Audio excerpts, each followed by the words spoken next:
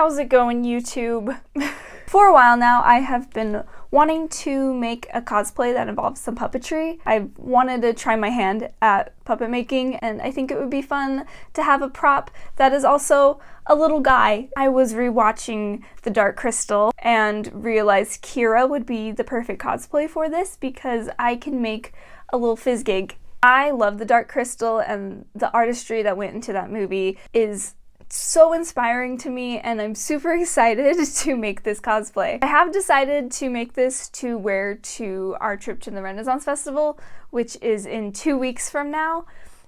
It's not a lot of time, and I'm kind of feeling like this right now. I have worked on this a little bit, but it is not much at all, and I have a lot of work to do, so I'll bring you up to speed on what I've done so far, but then I have to get sewing. So much sewing is ahead of me, oh my gosh.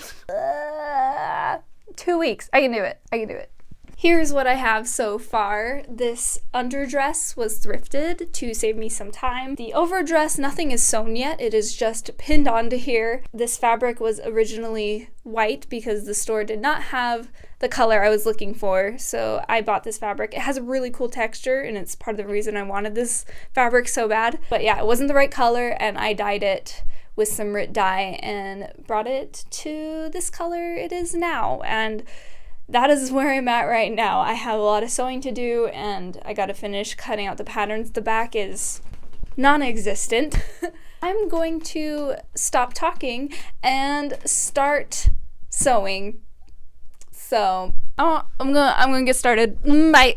Here is the pattern for the top part of my overdress. I made sure to give myself plenty of seam allowance because I decided to do a French seam for most of the seams on this dress. A French seam, you basically sew wrong sides together first and then flip it and sew the right sides together. That way you don't have this raw edge on the inside of your fabric. And then I did an extra step of sewing that seam down just so it would lay nice and flat. Then I took my little vest that I had and made some sleeves for it.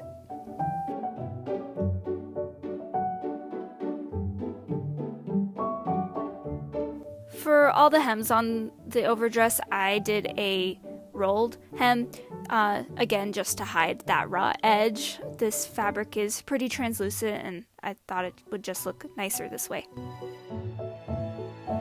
Day 2 of this project, I made the bottom half of the dress. It was basically an oversized rectangle, which then I learned how to gather fabric with my machine.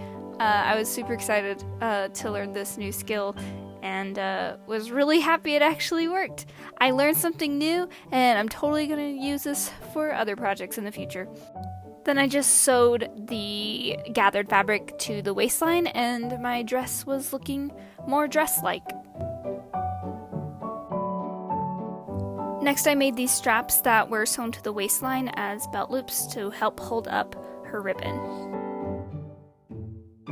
So there has been an update. We had to postpone the day that we are going to the Renaissance Festival, and this now means I have a month to work on this costume, so I'm feeling way more relaxed and excited because I get to really focus on all the small details and stuff. So the next step is to do the hem, and then all the big sewing stuff on this is finished. Her hem is kind of zigzaggy, which means I get to go to town with a pair of scissors.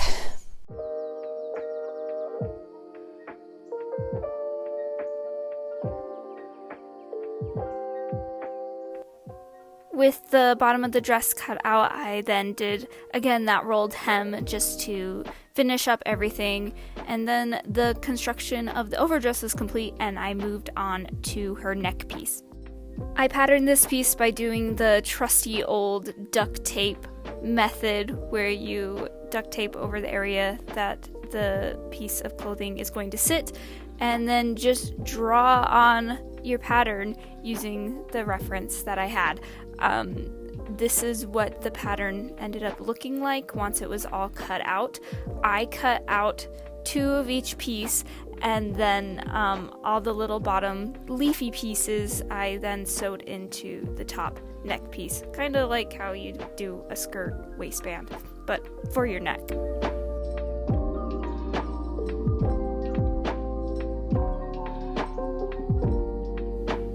The back is joined together with just a button snap.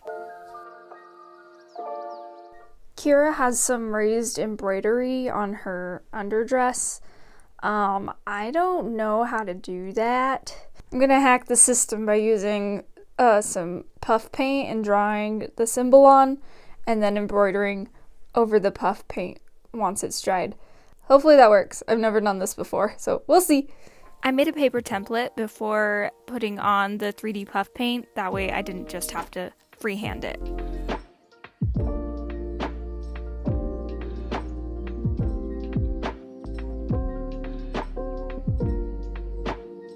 The paint dried darker, but that is okay because I'm going to cover it all with embroidery floss.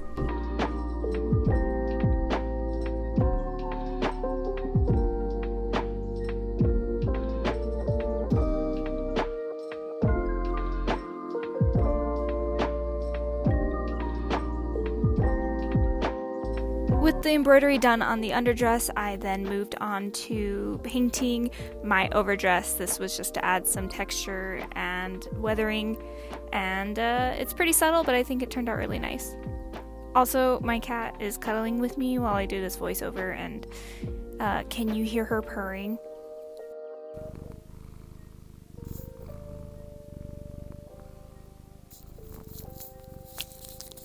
Oh, don't bite it.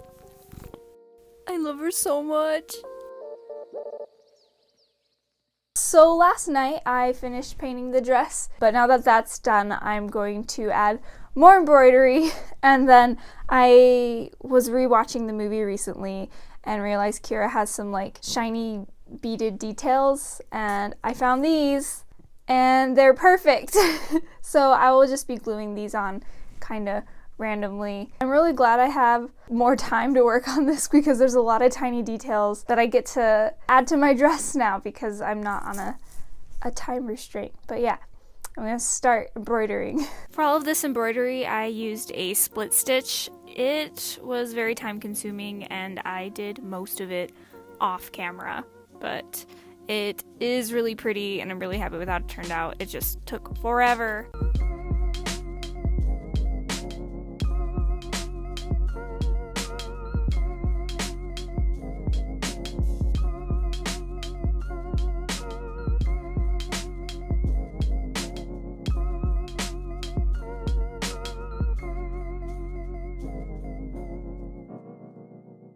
The embroidery took so long, but it's finally done.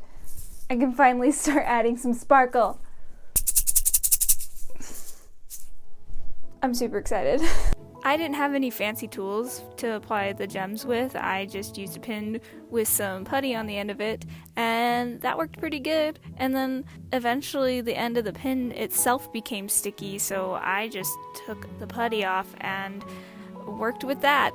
It's now all sparkly and so pretty and ethereal. I'm very happy about the sparkle.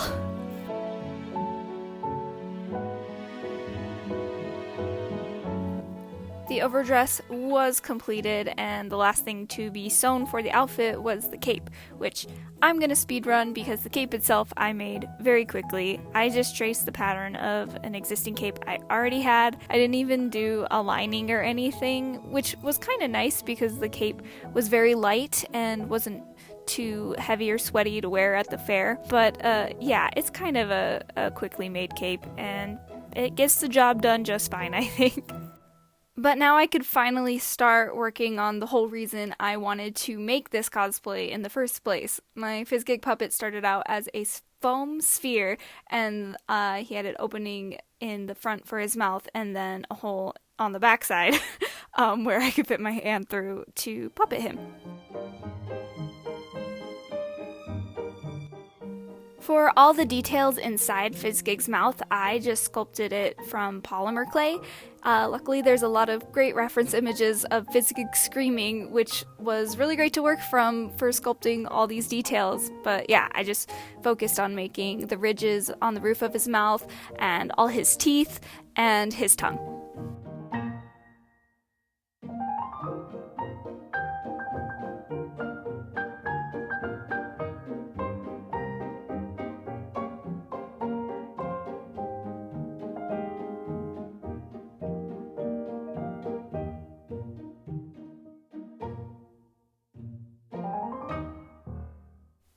In addition to the mouth, I also sculpted Fizzgig's nose and then this bead that Kira wears hanging from her belt. Then I just baked all my pieces, smoothed them out with some sandpaper, and then assembled the mouth and painted everything.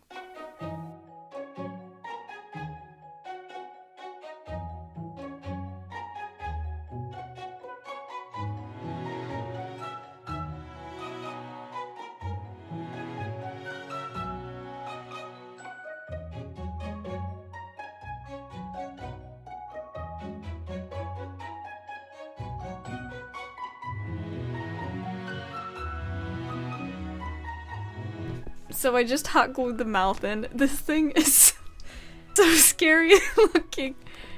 Hopefully once it's covered in fur, it's a lot cuter, but right now this is nightmare fuel. Oh, what have I done? I just used hot glue to attach the fur to the foam. Fizzgig is a pretty scruffy little guy, so I wasn't worried about any bumps in the fur because really it just enhanced his look.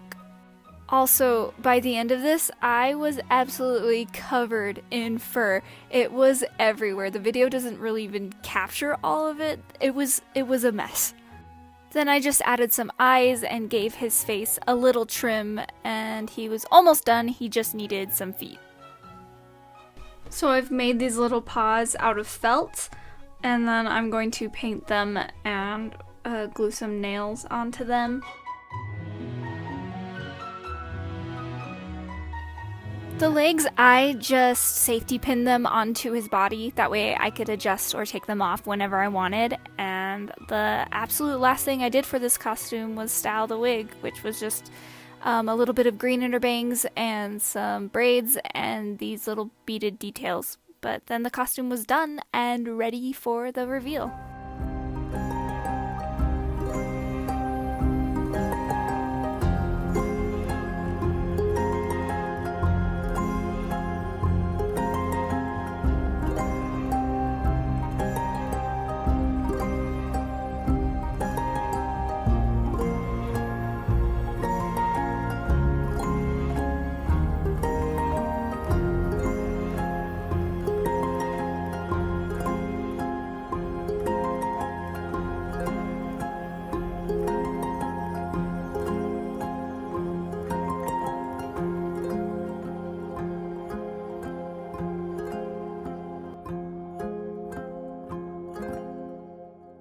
I am back from the Renaissance Festival and I had such a good time. The reception to this costume was amazing. It made me so happy to see so many fans of the Dark Crystal, and people were so sweet and wanting to come up and meet Fizzgig and give him a pet and take pictures. Everyone was so nice. Kind of a funny interaction that happened. There was a kid who walked past me and saw Fizzgig and to their parent asked if this was a real animal.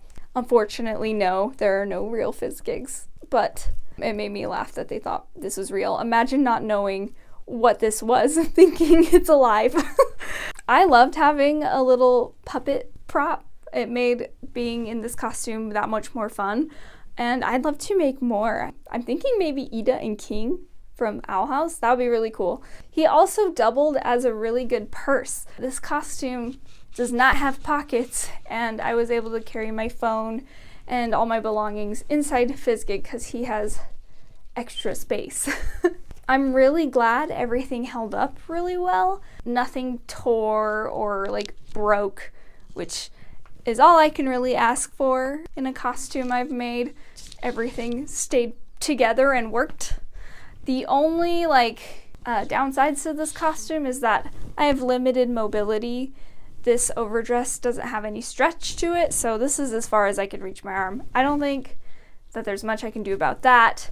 And then the only other thing I might actually change is this ribbon would droop if this loosened up, and so I might add some more straps right under the bust just to keep it in place. But that's a really easy fix. Other than that, this was great. Prior to the event, I made trinkets to hand out to whoever I met, and I even got some trinkets in return. I'm going to treasure those and keep them as mementos of the fun weekend I had at the Renaissance Festival. It was great meeting everyone. Yeah, I think that's everything I wanted to say. Fizzgig, do you have anything you would like to add? All right, well, I will see you in the next video. That is it. Bye.